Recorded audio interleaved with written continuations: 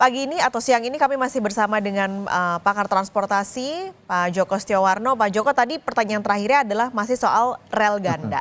Sebenarnya seberapa banyak sih Pak rel ganda di Indonesia? Kalau sekarang saya lupa ya. Yang jelas itu persentase sudah 2 kali lipat daripada pada saat PSBY ya. PSBY dulu kan Jakarta sampai Surabaya. Tapi sebagian sudah mulai merambah dari Cirebon terus sampai Purwokerto, sampai dengan Jogja, Solo, sampai Madiun, Kertosono, bahkan sudah lewat lah sekarang. Ya targetnya mau sampai Surabaya. Katakan tadi, karena nanti kalau sampai Surabaya, nanti Surabaya perkotaan akan mudah ada KRL nanti. Ya jalur KRL itu nggak hanya Jakarta sama Solo, Jabodetabek dan Solo Jogja, Surabaya termasuk juga yang di Bandung ini, Bandung Raya. Karena Bandung sudah ada Raya. rel ganda tadi. Nah, ya, dan Bandung Raya juga sedang proses. Kalau kita lihat di gambar itu kan, itu sebelahnya kan tanah merah kan, itu kan proses juga. Yang sebelumnya sudah ada sebagian sudah buat rel ganda juga. Jadi masuk ke Bandung rel ganda, sehingga nanti kalau itu sudah, jadi ada kereta perkotaan Bandung Raya lah. Ya, yang sekarang yang tabrakan itu kan sebenarnya mereka masih pakai diesel. Itu dari Ranca Ekek, Bandung sampai dengan Padalarang. Jadi ini kesinambungannya seperti itu. Jadi perkotaan-perkotaan itu memang diharapkan nanti sudah menggunakan kereta listrik. Gitu berarti semua akan diganti dengan ya, tapi ini kan masih prosesnya belum selesai semuanya. Ya harapan 5 tahun ke depan sudah bisa beroperasi lah. Gitu. Berarti rel ganda ini semuanya ada di Jawa ya Pak? Jawa, sebagian Sumatera juga ada. Sebagian Sumatera. Berarti kalau di Jawa persentasenya kira-kira berapa Pak rel ganda ini? Mungkin sudah 80% ada. Berarti tinggal 20%. Ya, yang kurang itu mungkin ke arah timur, ke Banyuwangi, tapi tidak banyak perjalanan kereta kan, ya, ke Banyuwangi. Tapi kalau yang di pusat yang cukup ramai, bahkan sekarang kan sudah rel ganda sampai dengan Rangkas sudah rel ganda, Merak belum tinggal sedikit ya. Masalah Merak juga, belum sampai Rangkas Bitung, tinggal sedikit aja kan. Toh sekarang pelayanan kereta KRL sudah sampai Rangkas Bitung, yang dulu nggak kepikiran kan, sudah Rangkas Bitung bagian dari Jakarta kan, ya, perkotaan. Mungkin kalau bisa sampai antara rel ganda sampai Merak, ya bisa juga pelayanan rel KRL itu sampai dengan Merak nantinya. Nah, akan diperpanjang terus ini sebagai alternatif transportasi juga untuk warga yang tinggal di perkotaan dengan kemacetan yang sangat luar biasa ini sebenarnya. Tapi kalau kita bicara anggaran lalu juga kendala Pak, ini kan kalau rel ganda berarti butuh lahan yang lebih besar. Susah nggak sih Pak? Ini kan ada biasanya nih isu untuk ini adalah pembebasan lahan. Kalau soal rel-rel ganda ini masih jadi isu nggak sih Pak soal pembebasan lahan? Sebenarnya kalau melihat kondisi, ini kan kereta api kita kan jalurnya itu peninggalan Belanda semua. Dan Belanda itu sudah nyiapin sebenarnya relnya itu untuk buat ganda sudah mereka siapkan. Jadi masalahnya kan sebagian besar itu kalau di perkotaan itu dihuni oleh pemukiman-pemukiman liar lah gitu ya. Masalahnya di situ. Jadi lebih pada sebenarnya penertiban bukan penggusuran. Penertiban itu. Dan penertiban biasanya ada uang tali asih mesti ada lah. Jadi penertiban termasuk juga mau reaktivasi. Reaktivasi juga itu sebenarnya lahannya sudah siap sedia semua. Memang ada beberapa sudah disiapkan, sudah dibebaskan, belum dibangun, ada itu. Contohnya jalur dari Kedung Jati menuju Tuntang 30 km sudah 10 tahun yang lalu sudah disiapkan itu, tapi agak tertunda lah. Saya nggak tahu ada masalah di mana ya. Yang mudah-mudahan 5 tahun ke depan sudah bisa terhubungkan lah. Nah, untuk yang rel memang nggak masalah sebenarnya. Ya, jadi Belanda dari dulu sudah nyiapin. Ya, paling tidak tuh minimal satu rel itu udah 20 meter dapat.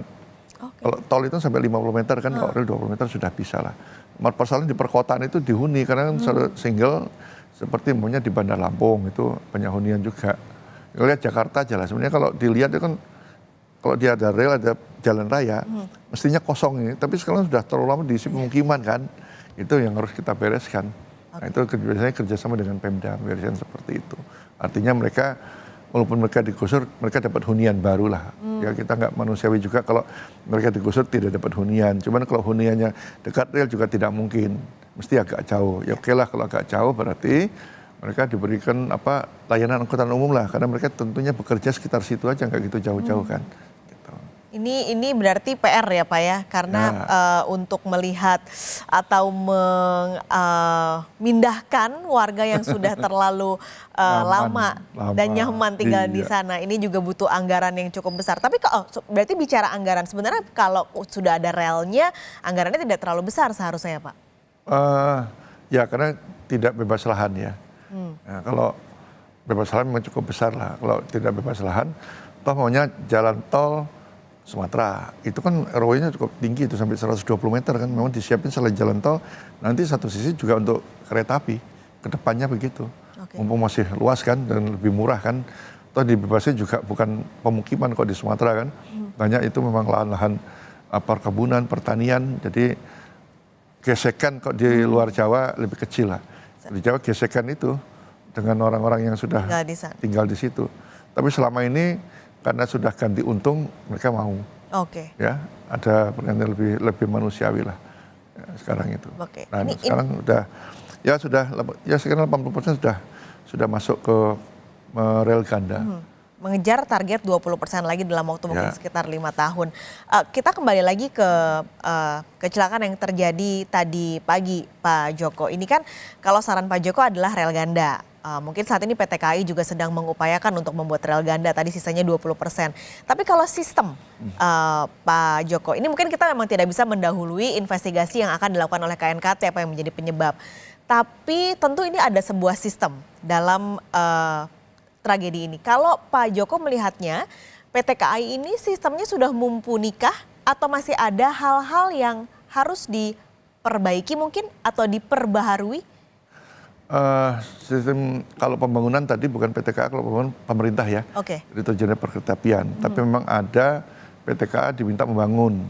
Itu nggak salah dari Cibatu menuju Garut, itu PT Kereta Api lah, mungkin sumbangsi mereka ya bangun oleh PT KAI sebagai operator. Nah, PT KAI ini operator, tentunya mereka juga peningkatan untuk pembaruan persinyalan.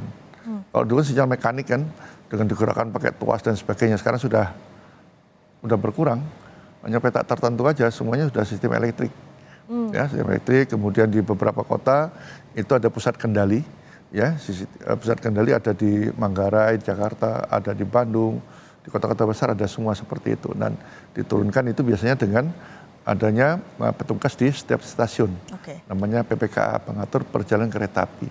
Nah, kalau masinis nanti menurut PPKA itu jalan dia jalankan. Nah, setiap perjalanan tentunya itu akan dilihat sampai di mana petak-petak itu di pengaturan di masing-masing pusat kendali tadi, di masing-masing kota. Ya, itu yang mengatur dan tahu sampai di mana kereta ini berada dan sebagainya, ya. Dan masinis mengikuti perintah itu. Sampai daerah tertentu juga masinis itu harus hafal yang dia lewati. Ya, terutama sekarang banyak pelintasan sebidang. Nah, itu kan nggak bisa dihindari semuanya kadang dan tidak. Pokoknya kalau tertentu dia harus membunyikan semboyan 35, nah itu mereka harus hafal. Jadi memindahkan masinis pun tidak serta harus pindahkan ke jalur, nggak boleh. Ya, dia harus hafal jalur itu benar-benar di luar kepala. Ya, kalau dia jalur di Bandung tiba-tiba pindah di Semarang itu masalah juga. Iya, karena dia belum hafal juga trek-trek yang akan dilalui. Berarti kalau sinyal itu akan diberikan dari stasiun terdekatkah Pak? Misalnya dari tempat kejadian ini, stasiun terdekat adalah Ranca Ekek ya Pak ya? Nah, Cicalengka, sorry.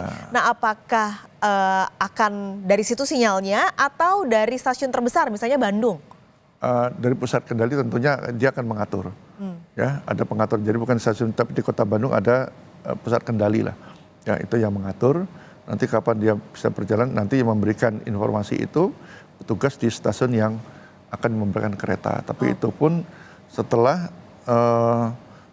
ada perintah dari pusat kendali. Ya. Nah, kemudian kalau dia single track ini memang dibutuhkan orang yang beda. Kalau dulu semua single track ya lebih tapi sekarang katakanlah dia biasa bekerja double track, tiba-tiba pindah single track, ini harus cari orang-orang harus cermat gitu kan, karena dia harus memastikan kira-kira ini peta yang dilewatinya stasiun berikutnya clear nggak atau steril nggak, bebas dari perjalanan kereta api, ya. Jadi dia harus sampai ke stasiun berikutnya, baru nanti bergantian akan lewat. Nah, ini harus diatur sedemikian rupa, gitu. Ini mungkin evaluasi juga untuk PT SDM-nya, Jadi SDM ditempatkan itu seperti apa? Kualitasnya juga tentunya jangan dilupakan. Meskipun mungkin tadi menambah rel, lalu juga sistem yang sekarang sudah menjadi sistem mekanik begitu ya Pak ya? Sistem yang teknologinya lebih tinggi. Sekarang sudah begitu. elektrik. Tentunya Mekanik itu tinggal sedikit aja, nggak banyak kok. Sudah elektrik sekarang. Kalau nggak salah hampir seluruhnya sudah elektrik sekarang. Oke, berarti memang SDM-nya jangan sampai meskipun teknologinya sudah canggih ya Pak. Betul. Pak Joko terima kasih siang ini sudah berbagi. Kita harapkan tentu evakuasinya akan berjalan lebih cepat dan ini menjadi pelajaran juga supaya tidak terjadi lagi hal seperti ini. Double track semakin lebih cepat ada di Pulau Jawa 100%. Pak Joko,